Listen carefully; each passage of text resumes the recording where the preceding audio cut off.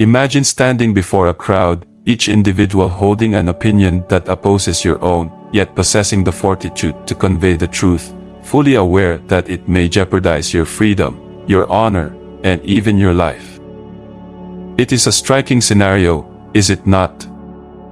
Welcome to the Faith and Hope channel, where we explore the Bible's most inspiring narratives to fortify our faith and seek solutions to life challenges. In today's episode, we will encounter a prophet who dared to be distinct, a man who confronted kings and false prophets to proclaim what God commanded him, regardless of the personal cost. The prophet Micaiah.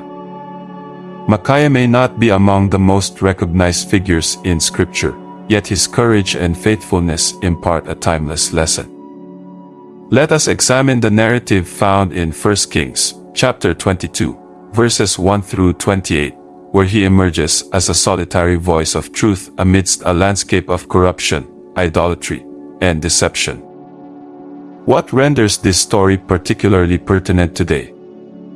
Have you ever paused to consider how frequently we are tempted to conform to the majority, even when we are aware it is not the correct course? Micaiah exemplifies how to remain steadfast, even under the most intense pressure. In this video, we will thoroughly examine the historical context of Micaiah's narrative, identify the characters involved, analyze the progression of events, and ultimately contemplate how we can integrate these lessons into our contemporary lives. Prepare for a profound and transformative spiritual journey that will test your faith and inspire you to uphold integrity. Remember, God continues to seek individuals like Micaiah. Are you prepared to be that person? The historical and spiritual context. To comprehend Micaiah's bravery, it is essential to first grasp the context of his era. During this period, the kingdom of Israel was bifurcated into two entities: the northern kingdom, governed by King Ahab, and the southern kingdom, led by King Jehoshaphat. Ahab is recognized as one of the most infamous kings in the Bible, notorious for his idolatry and his alliance with Jezebel, his wife, who introduced the worship of Baal into Israel. In contrast, Jehoshaphat was a more devout king who endeavored to adhere to God's principles, though he also erred by forming an alliance with Ahab. The narrative commences with Ahab strategizing a campaign against the city of Ramoth-Gilead, which was under Syrian dominion. He extends an invitation to Jehoshaphat to ally with him in this conflict. Jehoshaphat, a man of devout faith, asserts that they must first seek the counsel of the Lord before engaging in battle. In response, Ahab assembles approximately 400 prophets, who promptly affirm that victory is assured. "Proceed to battle, for the Lord will grant it into your hands," the prophets proclaim in unison. But were these declarations genuinely inspired by God? Jehoshaphat remained unconvinced. He sensed an underlying peculiarity in the consensus and inquired, "Is there not another prophet of the Lord here for us to consult?" It is at this juncture that Micaiah makes his entrance. Ahab, displaying evident disdain, replies, "There is still one man through whom we can consult the Lord, Micaiah, son of Imlah, but I detest him, for he never prophesies anything favorable about me, only misfortune." Ahab's animosity towards Micaiah reveals much about the king's character. How frequently do we dismiss the truth when it challenges our errors? The confrontation between Micaiah and the mighty. When Micaiah is summoned, he is acutely aware of the perilous circumstances. Prior to his entrance into the king's presence, a messenger cautions him, "The prophets have unanimously proclaimed that victory is assured. Let your words mirror theirs." Consider the immense pressure Micaiah faces at this juncture.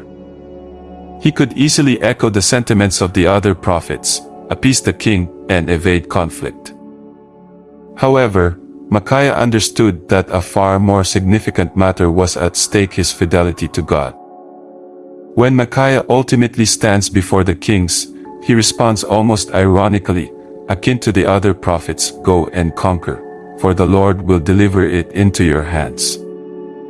However, Ahab, harboring suspicion, demands that Micaiah speak solely the truth in the name of the Lord. It is at this moment that Micaiah discloses the vision bestowed upon him by God.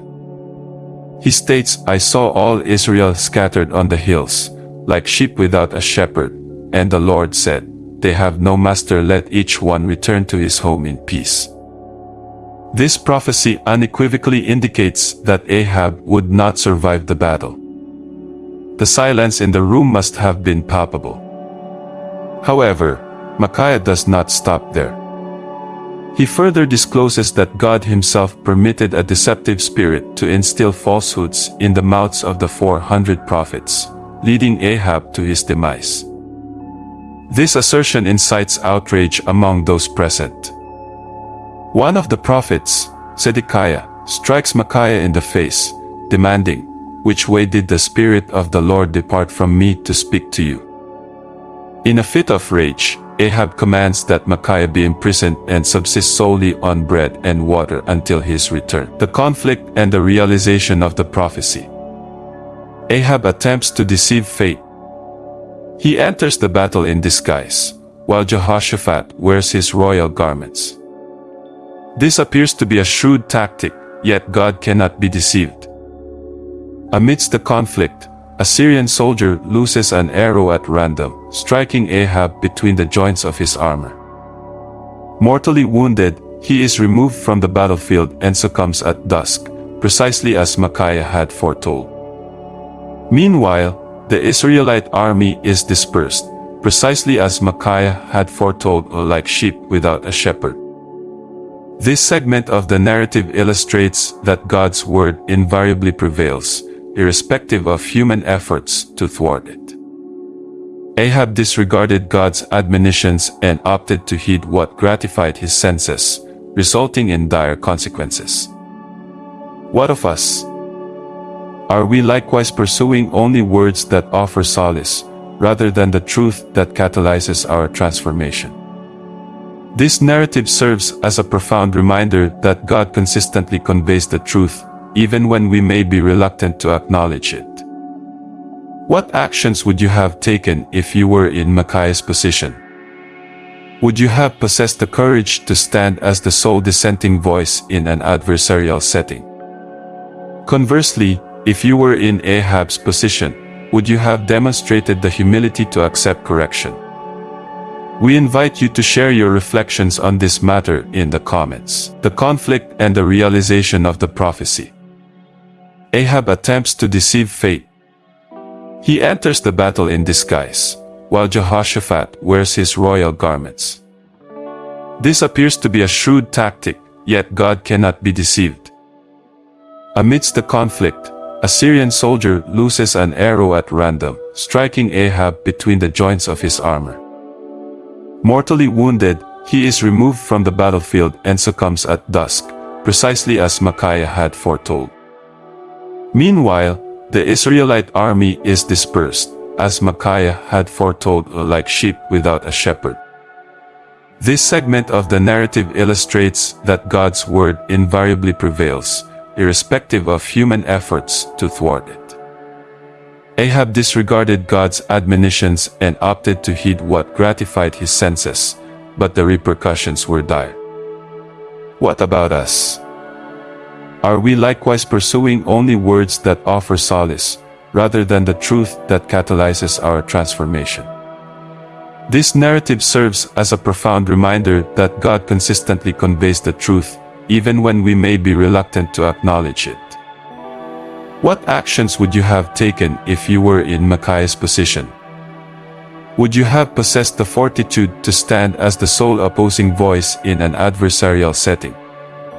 Conversely, if you were in Ahab's position, would you have demonstrated the humility to embrace correction? We invite you to share your reflections in the comments. 1 Kings, chapter 22, verses 1 to 28. For 3 years, there was no conflict between Aram and Israel. In the 3rd year, King Jehoshaphat of Judah visited the king of Israel. The king of Israel addressed his officials, stating, "You are aware that Ramoth-Gilead is ours, yet we are taking no action to recover it from the king of Aram." He then inquired of Jehoshaphat, "Will you accompany me to battle for Ramoth-Gilead?" Jehoshaphat responded to the king of Israel, "I am as you are, my people are as your people, my horses are as your horses." However, he added, "Instead, seek the word of the Lord."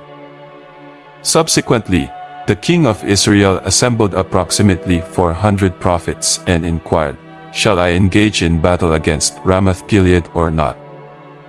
They replied, "Go, for the Lord will deliver it into the king's hands." But Jehoshaphat inquired, "Is there not a prophet of the Lord available for consultation?" The king of Israel responded to Jehoshaphat, "There remains one man through whom we can seek the Lord, Micaiah son of Imlah. However, I despise him, for he never prophesies anything favorable about me, only adverse." Jehoshaphat remarked, "The king ought not to utter such words." Subsequently, the king of Israel summoned one of his officials, instructing, "Quickly fetch me Micaiah, son of Imlah." Adorned in royal attire, the king of Israel and Jehoshaphat, king of Judah, were seated upon their thrones on a threshing floor at the entrance to the gate of Samaria, surrounded by all the prophets who were prophesying before them. One of them, Zedekiah son of Chenaanah, fashioned iron horns and proclaimed, "This is what the Lord says with these horns, you will strike the Arameans until they are annihilated." All the other prophets echoed this sentiment, asserting, "Assault Ramoth-Gilead, and you will prevail, for the Lord will deliver it into the king's hands." The messenger who had been sent to summon Micaiah addressed him, "Behold, all the other prophets are proclaiming victory for the king. Your message must align with theirs and be favorable." Micaiah, however, responded, "I swear by the name of the Lord that I will speak only what the Lord commands me." Upon his arrival, the king inquired, "Micaiah, shall we engage in battle against Ramoth-Gilead?"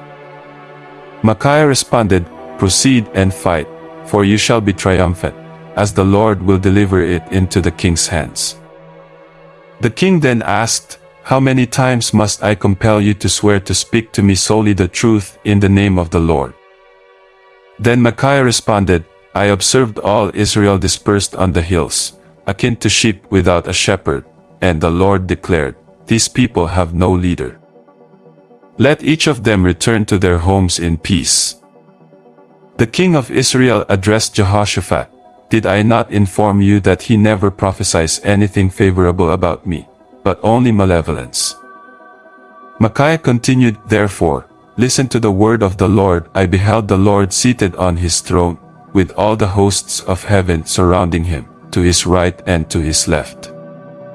The Lord inquired, who will entice Ahab to go up to Ramoth-Gilead and perish there?"